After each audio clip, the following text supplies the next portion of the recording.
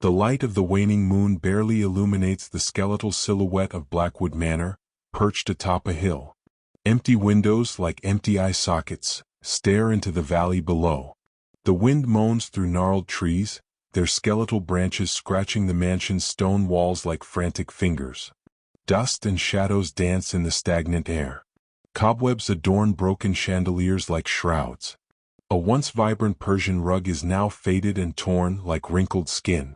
The air is cold, heavy with the weight of long-buried secrets. A long, powdered table stretches out beneath the gaze of skeletal portraits. Chairs are spread out as if guests have just risen, their meals untouched. A silver candelabra, now devoid of candles, hovers over the table like a specter. A four-poster bed, its sheets tattered and stained, occupies the center of the room. A broken makeup mirror reflects moonlight, its fragments casting distorted shadows across the walls. A diary, its leather cover worn, lies open on the dressing table. Bookshelves filled with dusty books stretch to the ceiling. The smell of old paper and mold hangs in the air. A fireplace, now cold, occupies one wall, its hearth clogged with soot. A single armchair is positioned next to the fireplace, as if someone is waiting to read. The wind howls through broken windows, its moans echoing through the dark hallway. Ancient paintings, their faces obscured by dust and shadows, peek from the walls. A red carpet, faded and torn, muffles the footsteps. Old toys, dolls with empty eyes and torn teddy bears are scattered across the floor. A wooden crib, its bars creaking in the wind, leans against the wall. A mobile of stars and moons hangs from the ceiling, its ornaments slowly rotating. The air is thin and hot, heavy with the smell of old wood and dust. Crates and trunks are scattered across the floor, their contents hidden in the shadows. A single window, its frame broken, offers a view of the crescent moon. The garden is in ruins, its flowers long withered and forgotten. Vines strangle stone statues, their forms distorted by creeping vegetation.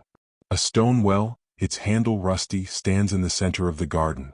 A lone figure, shrouded in shadow, enters the mansion. Your footsteps echo through the silent hallway.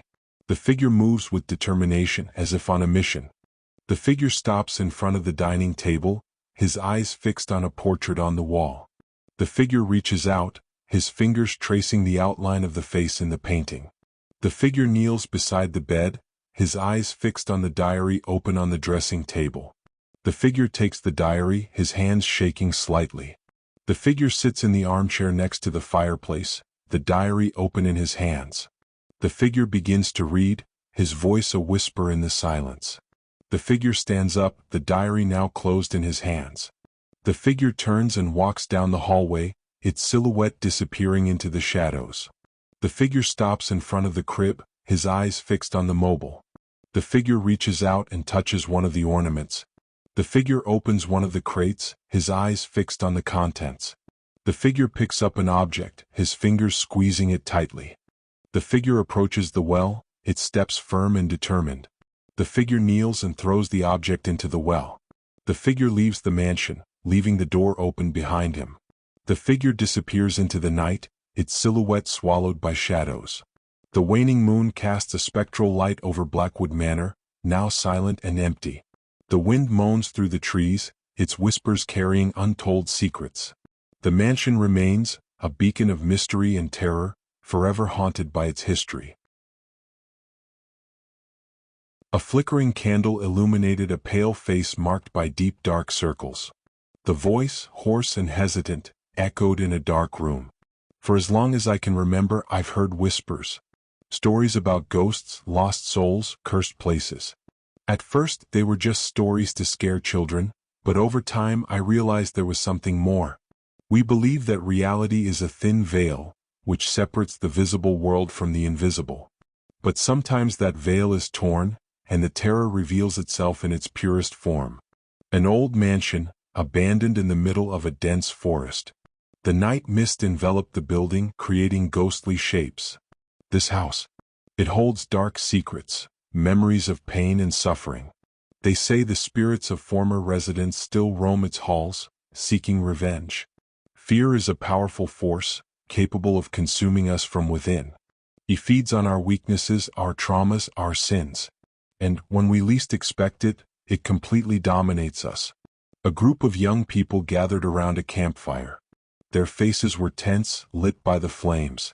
They decided to investigate the history of the house, unravel its mysteries. They wanted to prove that ghosts don't exist, that it was all just superstition. But they were wrong. The veil was torn and terror was revealed to them. They saw things that cannot be explained by logic, they felt presences that made them shiver to the core. And now they're trapped in this nightmare, fighting to survive. Every step they take inside the house makes things scarier. They didn't know the secret it keeps. Figures appear all the time, seeming to want to say something. They don't notice and go deeper and deeper into that scary place, until they hear voices saying that they should leave and that the place is not theirs. Despite being scared, the group advances, this time heading towards the main door. A young woman, Anna, was sitting in a busy coffee shop, but her mind was elsewhere. She held an old book, its pages yellowed with age. I've always been fascinated by ghost stories. Not the made-up ones, but the ones people whisper under their breath, afraid the spirits might hear. Anna was a researcher of supernatural stories. She traveled the world, looking for reports of inexplicable phenomena, haunted places, encounters with the afterlife. Anna was in a small village in Romania. She visited an old castle, known for being the scene of tragic events and hauntings. This castle, it breathes history but also pain. The walls seem to whisper secrets, and the air is charged with a strange energy. They say that the spirit of a princess who was cruelly murdered still roams the halls of the castle, seeking revenge. Anna explored the dark, dusty rooms of the castle. She found an old diary, written in an unknown language. I found this diary. It seems to tell the princess's story, but the words are jumbled up as if they were trying to hide something. Anna felt a shiver run down her spine. She was not alone in the castle. An invisible presence watched her, an angry spirit that didn't want its secrets revealed. Anna fled the castle, pursued by an invisible force. She tripped and fell, the diary slipping out of her hands. I was terrified. I knew the princess was there with me. I felt her anger, her pain, her thirst for revenge. The diary opened to a page revealing a message written in blood. You will not escape. Anna was back at the coffee shop, but now she looked different. His eyes were empty, his expression one of terror. The princess found me. She possessed me. Now I am part of her story, her curse. Anna's story became another chapter in the book of terror. A book that is always open, waiting for new victims. The waning moon cast a spectral light over Blackwood Manor, now silent and empty. The wind moaned through the trees, its whispers carrying untold secrets. The mansion remained, a beacon of mystery and terror, forever haunted by its history. The piercing wind howled through the snowy Himalayan mountains, lashing the isolated monastery where Tenzin lived. Loneliness was his constant companion, silence his only voice. But lately the silence was broken. Whispers, like echoes of voices long silenced, filled his ears. At first, Tenzin ignored it. Old age, he thought, tricks of the mind. But the whispers intensified, becoming words, sentences, stories. Stories of ancient spirits, of snow demons, of souls trapped between this world and the next. One night, the cold deepened, the darkness became thicker. Tenzin woke up to a cold touch on his face. His eyes opened to a shadowy figure looming over him. He was neither a monk nor a human. It was something more, something Tenzin couldn't name. The figure disappeared, but the fear remained, freezing the blood in Tenzin's veins. He tried to rationalize, but the stories he had heard, the whispers that haunted him, now seemed real, tangible. From that night on, the monastery became a labyrinth of horrors. Shadows moved in the corners of his eyes, whispers chased him through the corridors, and the cold touch assaulted him in his dreams. Tenzin was on the brink of sanity, his mind crumbling like snow in the sun. One day, a group of climbers arrived at the monastery, seeking shelter from the storm. Tenzin welcomed them, but his gaze was blank, his voice a murmur. The climbers realized something was wrong, but Tenzin couldn't explain it, only point to the shadows, the cold, the emptiness. That night, the storm peaked, the snow falling like a veil over the world. The climbers gathered around the fire, but Tenzin remained at a distance, his eyes fixed on the darkness. Suddenly, a scream cut through the night. Had one of the climbers disappeared, washed away by the storm or by something else? Fear gripped the group, paranoia setting in like a disease. They turned to Tenzin, seeking answers, but he just shook his head, his eyes filled with terror. The next morning the storm had passed, but the terror remained. The climbers left, leaving Tenzin alone with his demons. But he wasn't really alone. Whispers surrounded him, shadows watched him, and the cold enveloped him like a shroud. Tenzin knew his time was running out. He had become part of those stories, a spirit trapped between worlds, destined to haunt the monastery forever. The monastery remained, a beacon of isolation and terror, lost in the Himalayan mountains. A place where silence screams, shadows come to life, and the cold penetrates the soul.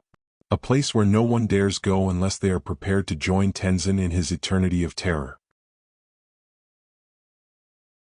The mansion was there, imposing and abandoned at the top of the hill. Early morning mist danced between its stone walls, as if whispering long-forgotten secrets. Eduarda, a curious and adventurous young woman, felt a shiver run down her spine as she approached.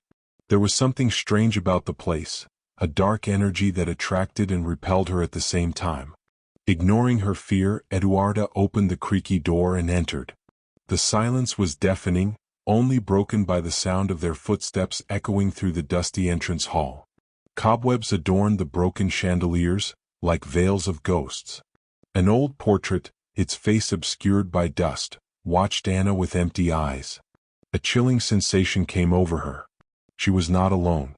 There was something else there, an invisible presence that watched her from every dark corner. A whisper like a distant groan reached his ears. She turned around but saw nothing. Fear intensified, but curiosity spoke louder. She began to explore the mansion, each room revealing traces of a tragic past. A child's crib abandoned in a dusty room, a diary open on a desk with scribbled pages and bloodstains. Eduarda felt like she was unraveling a dark mystery, a story of pain and suffering that haunted that place. Suddenly the doors began to slam, the windows opened with a bang, and the wind howled like a lament.